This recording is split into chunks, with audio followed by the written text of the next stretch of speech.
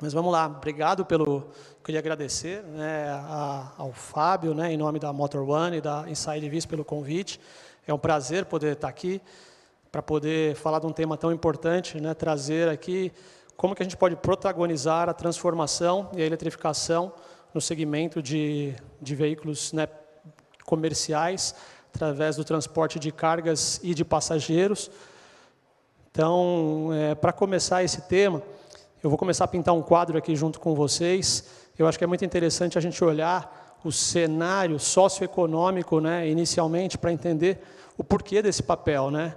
Hoje nós temos aqui no Brasil a quarta maior frota de veículos pesados, que é muito relevante, né? Ou seja, hoje, né, quando a gente olha para esse setor de transportes rodoviários, a gente tem praticamente 65% de todas as mercadorias que são produzidas, elas são transportadas através do transporte rodoviário, utilizando esses veículos. Hoje emprega cerca de 76%, né, ou seja, do setor de transportes, estão também no transporte de cargas e passageiros. Então, de fato, é uma área muito importante. E quando a gente olha, né, o crescimento dos grandes centros, o crescimento urbano, que tem sido muito acelerado, a gente entende, de fato, né, como é urgente esse tema, né, como é urgente a eletrificação nos grandes centros. E, de fato, se o sistema não se desenvolve de forma organizada, a gente ainda tem, né, um problema muito mais sério para administrar. Então, os grandes centros eles têm que se desenvolver de forma estruturada, de forma organizada. Então, a mobilidade eficiente ela é muito importante, né, quando a gente olha as grandes cidades. Isso no Brasil como um todo, né? Aqui em São Paulo a gente vê isso muito claramente, mas isso também se aplica em todo o mercado. Olhando um pouco aqui, né, esse dado que está na tela, né, a gente fala que 6%, né, a gente levantou esse dado, 6,6% hoje, né, dos veículos em circulação são esses veículos que a gente trouxe para esse debate, né, veículos de cargas e veículos de passageiro, parece um número baixo, né?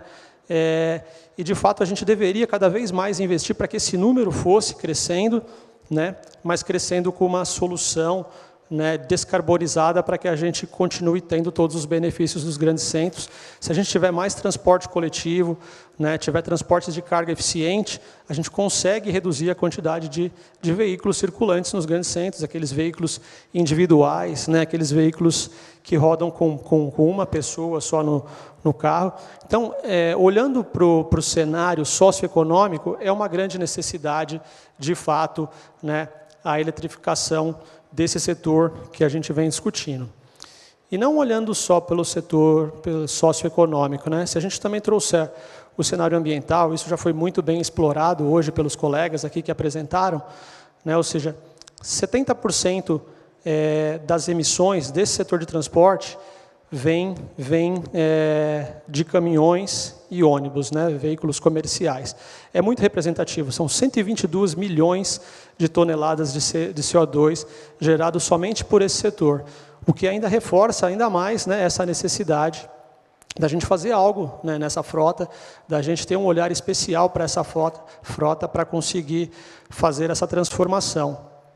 E está sempre muito ligado, né, quando a gente olha o cenário ambiental, a questão de saúde pública, a questão de saúde.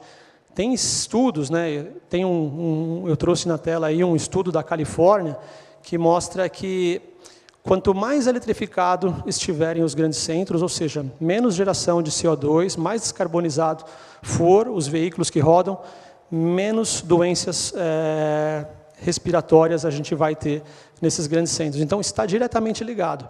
Então, tem, de fato, uma relação direta, né? E tudo isso a gente consegue observar em uma série de relatórios, né? Esses dados que eu trouxe aqui vêm através do Observatório do Clima, que foi feito em 2021. Então, ele traz todos esses dados e essa pauta do quão importante, né, para a saúde também a questão da descarbonização dos veículos nos grandes centros. Então, continuando, né, tentando entender um pouco o cenário, pintar todo esse quadro, a gente olhou o cenário socioeconômico, cenário ambiental e de saúde, e a gente tem um ponto muito relevante, que foi também bem explorado, até apresentado pelo Goldfarb hoje de manhã, né, da Ford, com a nossa matriz, né? Ela é de fato limpa, nós temos no Brasil uma matriz verde, ela é uma das melhores matrizes quando a gente olha o mundo, né? Então, ou seja, o Brasil ele é privilegiado na nossa matriz energética. Esse estudo que eu trago aqui, ele é um estudo bem recente, vocês podem ver que o dado é um pouco diferente até do que foi apresentado hoje pela manhã. Hoje pela manhã foi mostrada a capacidade de produção de energia do Brasil, onde a gente tem 83% foi mostrado hoje de capacidade de produção de energia renovável, mas nesse estudo aqui, a gente está olhando o que a gente consumiu.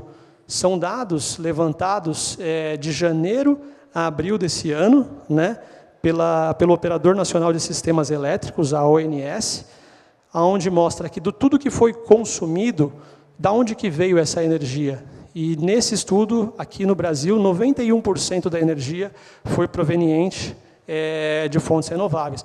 Olha quão expressivo é esse dado, né? De fato, a nossa matriz ela é fantástica, ela é limpa aqui, e a gente tem que continuar cada vez mais elevando e desenvolvendo essa matriz. Tem muito potencial ainda do crescimento em energia solar, energia eólica, a gente tem visto muito investimento e um crescimento muito grande desse tipo, né, de geração de energia no país, diminuindo um pouco o peso, né, da geração através das hidrelétricas, que é muito saudável e que é muito interessante, porque a gente vai continuar cada vez mais sendo protagonista e tendo, né, dados de produção de energia muito robustos para ajudar nesse nosso processo de transformação.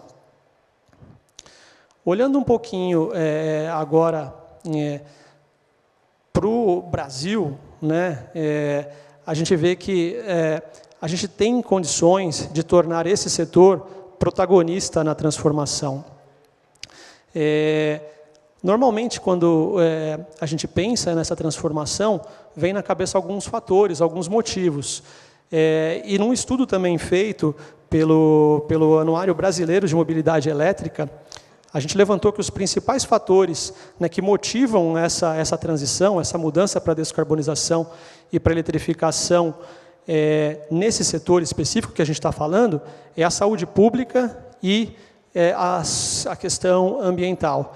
Então, a gente viu, né, através dos dados, que esses fatores corroboram para que a gente, de fato, foque, né, na descarbonização desse setor, né. O mundo hoje tem 670 mil veículos comerciais, ônibus elétricos, né, mas a grande maioria deles, todos concentrados na China, na Ásia. 98% hoje desses veículos, né, estão na Ásia. Então, é uma realidade que já aconteceu lá na China. A China tem sido protagonista não só em veículos de passageiro, mas também, né, agora nos veículos comerciais, e algo que a gente tem que utilizar aqui o Brasil para se tornar protagonista.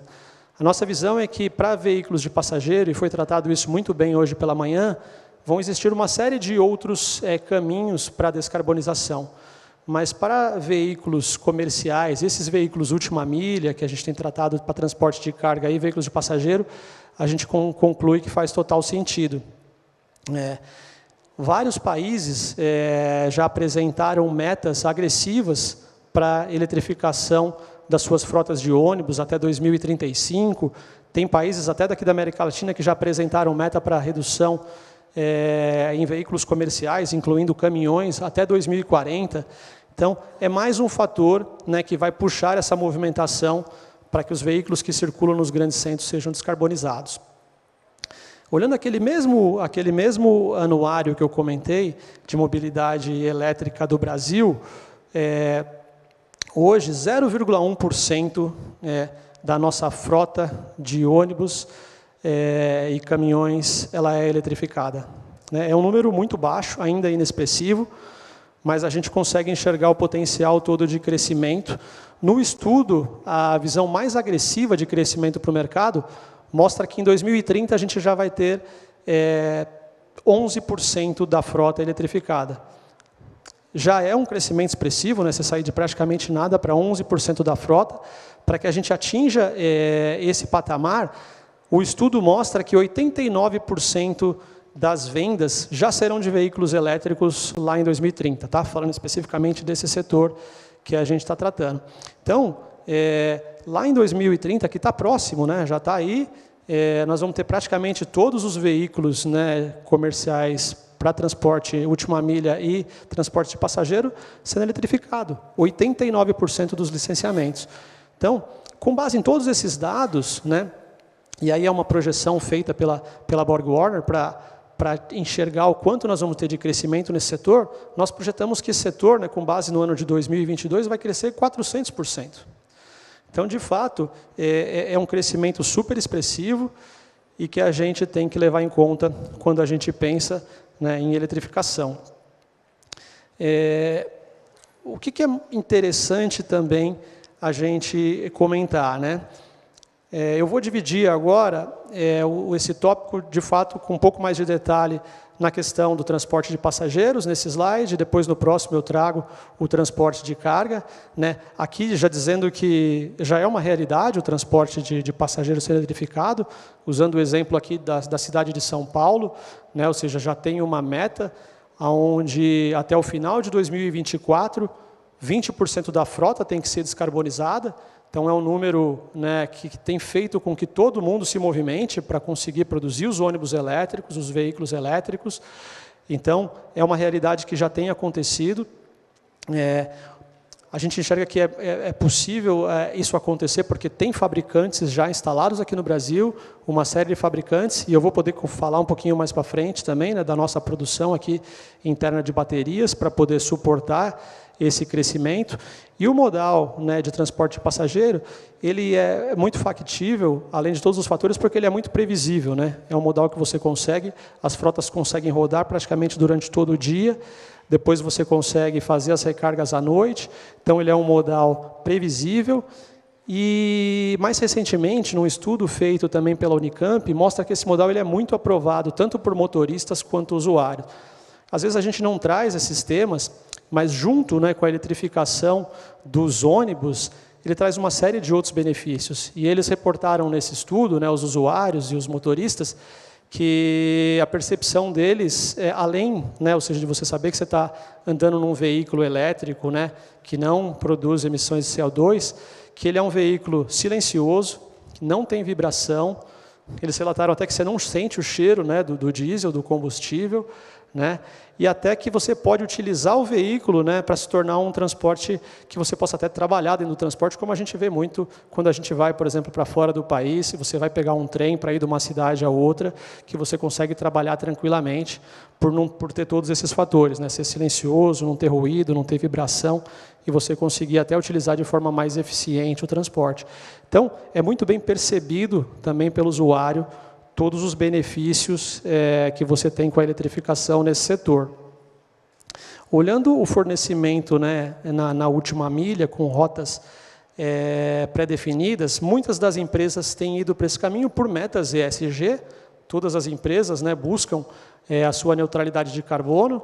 Então, faz parte do foco dessas empresas, né, reduzir as emissões, e o transporte, como eu comentei no início, ele é um dos grandes, né, fatores que geram a emissão de CO2. Então, tem investido muito. Você pega empresas de e-commerce, empresas que fazem transportes de alimentos, bebidas, todas eletrificando suas frotas, porque também, da mesma forma que o veículo para transporte de passageiros, também é um modal que você consegue se planejar muito bem, né? Você consegue definir a rota que você vai fazer, como que você vai parar para carregar, como que você termina a sua rota. Então, é um modal que você consegue, com muito planejamento, conseguir utilizar de forma muito bem o veículo, e você vai estar utilizando um veículo sustentável. Então, é um segmento que, na nossa leitura, ele está vindo um pouquinho defasado do de transportes de passageiros, mas que também vai ter um crescimento muito rápido e que está vindo na sequência da eletrificação.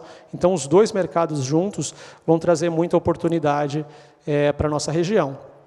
E como que isso é possível, né?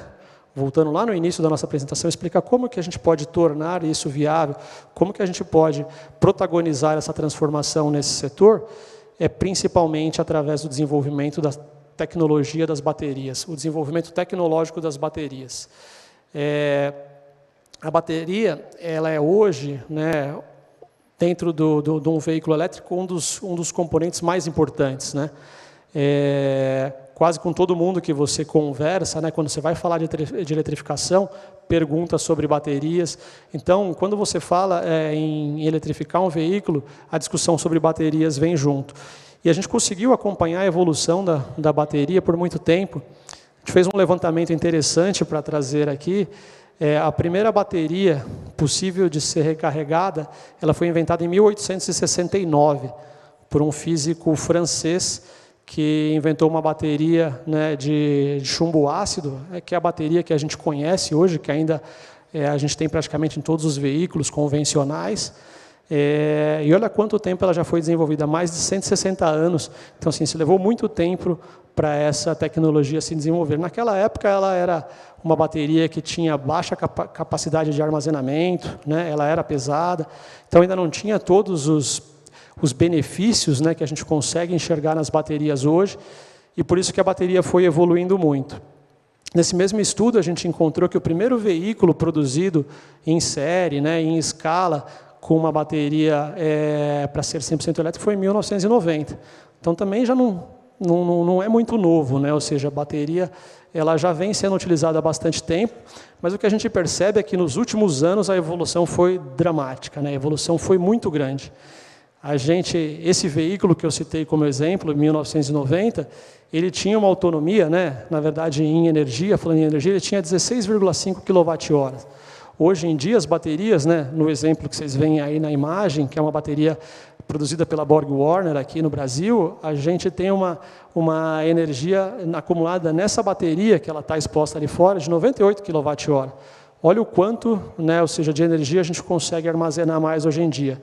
A densidade energética, que é um item que a gente fala muito, né, quando a gente fala em eletrificação, que na verdade é o quanto de energia você consegue armazenar por quilograma, por peso, né, para você poder comparar o quanto você está conseguindo armazenar de energia numa bateria, também evoluiu muito. Essas baterias hoje chegam a ter praticamente 200 watts por quilograma. Então, é muita energia por quilograma que a gente consegue só com o advento da evolução da tecnologia. Essa bateria utiliza uma liga, né, níquel, manganês, cobalto, que é uma liga NMC, que você consegue entregar uma densidade energética muito maior. E essas tecnologias continuam a se desenvolver, né? Hoje a gente vê estudos de você dopar o cátodo, o anodo com outras substâncias, com novos materiais, que vai trazer ainda mais densidade energética para esses produtos, e não só densidade energética, uma série de outros atributos virão juntos. Eu vou aproveitar para falar da durabilidade, que tem sido também, acho que, fator relevante para a evolução, né, da eletrificação no mundo, porque as baterias antes elas não duravam muito tempo, né? Nesse exemplo também que eu trouxe de alguns anos atrás, era uma bateria que durava 1000 ciclos. As baterias hoje já conseguem durar 4000 ciclos. Ele tem um algoritmo complicado para calcular esses ciclos, mas para a gente pensar de modo simples, você pode dar 4000 recargas nessa bateria, né, seguindo todos os parâmetros, que essa bateria ainda vai estar dentro da sua vida útil adequada, né, do seu estado de vida adequado. Isso, né, pensando num veículo, por exemplo, num ônibus que tem circulação hoje com essa bateria, representa praticamente 8 anos, 10 anos, como eu falei, depende da utilização, mas é um período já significativo que começa, né, ou seja, te fazer pensar, nossa, minha bateria já vai durar tudo isso. Quando a gente faz aquele TCO, que é o Total Cost of Ownership, a conta já começa a ficar mais interessante para veículos, né, de alta utilização, para veículos que você utiliza ele bastante durante a sua vida, durante o dia, você consegue ter esse payback muito antes. Então, tudo isso só está sendo possível com a evolução das tecnologias. O tempo de recarga também, né, reduziu muito nos últimos tempos, com recargas ultra rápidas, aí já para baixo de 30 minutos, já se falam em baterias que vai se carregar aí com menos de 10 minutos com novas tecnologias. Então a evolução não para, e sem falar, né, da eficiência energética. Hoje pela manhã também foi comentado, você pega um motor a combustão, 30% de eficiência energética, ou seja, só 30% de toda a energia que você produziu, você consegue transformar em movimento. Você tem muitas perdas. Você pega um motor elétrico hoje em dia, com todos os sistemas, com as tecnologias que temos hoje, com novas tecnologias de inversores, tecnologias dos novos powertrain elétricos, você pode atingir 95% de eficiência, 95%. Você quase não perde energia. Então, é uma outra vantagem muito grande de um veículo elétrico comparado de um veículo a combustão.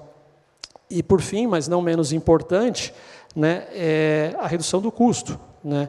E esses dois valores que eu mostro na tela é uma evolução só de 10 anos. Né? Então, ou seja, há 10 anos atrás, aproximadamente, o custo, né, do quilowatt-hora era $1.355. Hoje, na média, né, tem sempre uma pequena variação, mas na média a gente já fala em $150 por quilowatt-hora. E os estudos demonstram, nesse próprio anuário brasileiro, que em 2030 esse custo já vai estar abaixo de $100. Então, toda a evolução ela tem trazido uma série de benefícios, né, de aumentar a durabilidade, aumentar a vida útil, aumentar a densidade energética, mas também tem trazido reduções de custo, e isso não só pelas tecnologias, mas também proveniente do ganho de escala. Então, se nós conseguimos ganhar escala, e esse setor pode ser um setor protagonista, a gente vai conseguir chegar nesses níveis de custo ainda mais rápido. Então, a bateria, de fato, e essa evolução, ela pode ser, sim, um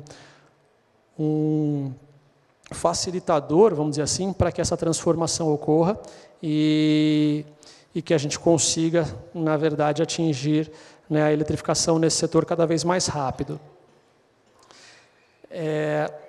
Agora, falando um pouquinho de segurança, porque é sempre um tema muito importante, né? Quando a gente fala em bateria, sempre aparecem dúvidas com relação à segurança do produto. Hoje, esse produto, com toda a tecnologia que foi desenvolvida, ele também é um produto extremamente seguro, né? Os níveis de produção que a gente utiliza para produzir uma bateria, eles são muito robustos, né? Do exemplo que a gente tem hoje lá em Piracicaba, ou seja, a gente consegue produzir uma bateria com um sistema todo autoguiado, né? Onde o operador consegue enxergar as etapas do processo, consegue saber o que ele tem que fazer, e o processo não te libera para ir para a próxima etapa se você não tiver feito a primeira etapa certa. Ele armazena todas essas informações na nuvem para que você tenha rastreabilidade. Então, a gente consegue ter segurança na produção, para garantir que a gente produza, né, de fato, um produto com qualidade, atendendo todas as exigências. E a bateria também foi projetada com muita segurança, né? A bateria, ela tem 3 níveis de segurança na nossa concepção. Você tem todas as seguranças no nível da célula, onde ela tem uma série de fatores, né, que deixam a célula segura, como elementos retardantes de chama. Ela tem um próprio disjuntor, que a gente chama, que pode desligar as células, porque você pega uma bateria como essa, que a gente produz, ela tem 5.400 células. Então, você tem que, de fato, ter um controle, ter uma célula muito robusta, né, muito bem produzida, e que tenha segurança para que você consiga controlar uma a uma. E esse nível de segurança a gente também tem nos módulos, depois que a gente produz os módulos, né, com um sistema de refrigeramento líquido ativo, onde você consegue garantir que a bateria está na temperatura ideal. A temperatura é um fator muito importante para o bom funcionamento da bateria, tanto para a performance quanto para a segurança. Então, é extremamente fundamental que esse módulo tenha um controle exato de temperatura, onde você consegue atuar célula a célula, né, e garantir que também esse módulo esteja encapsulado e com materiais também que te deem segurança de produção, e se vier, né, ou seja, ter qualquer evento, que você tenha um módulo controlado. E temos ainda todas as seguranças no nível de sistema, que é no nível do pack, do pacote, onde a gente tem controle interno de pressão. Se a pressão aumentar, a gente tem válvulas de alívio, né?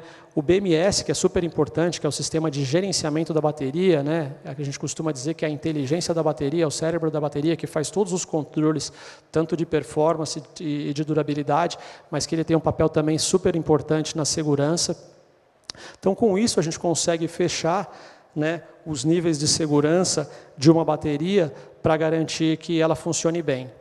Um último fator só que é legal também comentar é que essa bateria, né, produzida aqui, ela também é estanque, né? Ela segue uma norma chamada IP67, que garante que por um período de tempo, mesmo que ela submersa em água, ela não deixa que entre água dentro da bateria para você também trazer mais segurança. Então ela foi muito bem pensada, né, e desenvolvida para que você consiga ter níveis de segurança e que dê tranquilidade, né, para o usuário final. E além disso, a gente tem uma área especializada que consegue dar todo o suporte para o mercado. Então, seja lá, né, para reparos, manutenções, nós temos engenheiros aqui treinados numa área de serviço desenvolvida que pode dar apoio para todos os clientes finais e também para as montadoras. Quando nós pensamos esse projeto aqui para o Brasil, de produção de baterias aqui, esse foi um dos pilares que a gente já desenhou desde o início, fundamental, né? É um produto novo, a gente sabe que sempre tem muita dúvida quando a gente fala de bateria em todos os usuários, e ter essa área para poder dar essa tranquilidade, né, para o usuário final, a gente entende como muito importante, e aí vai dar toda a garantia.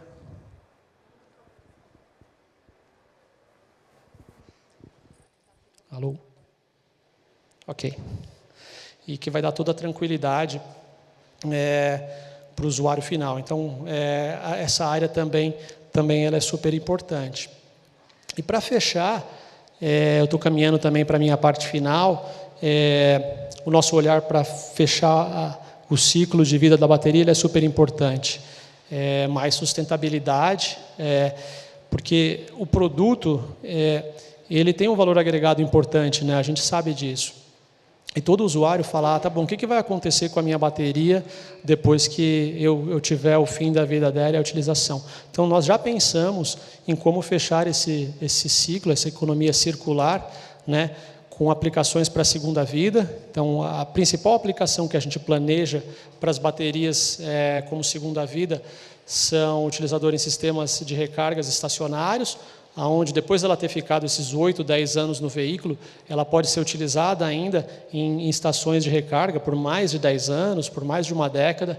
Então, a gente já tem uma vida útil da bateria aí projetada para mais de 20 anos, considerando a segunda vida, e depois a gente pode fazer a reciclagem dela.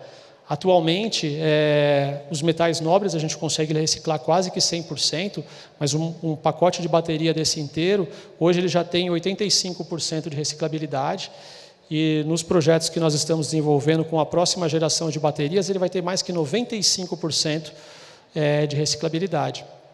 Então, a gente praticamente consegue colocar de volta, né, para a utilização todo o material que foi utilizado na produção das baterias, depois da vida útil, depois dos 20 anos, como eu citei.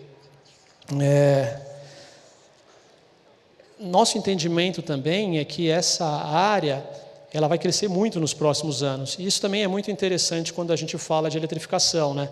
A gente sai praticamente daquele modelo tradicional, né, onde só tem o segmento automotivo, as empresas automotivas atuando, para um segmento onde tem vários outros atores que vão trabalhar juntos nesse processo. Porque você precisa ter uma infraestrutura bem robusta, você precisa ter parceiros agora cuidando da parte de reciclagem, você precisa desenvolver pessoas, então abre um leque muito grande, né, de atividades e de serviços quando você pensa em eletrificação.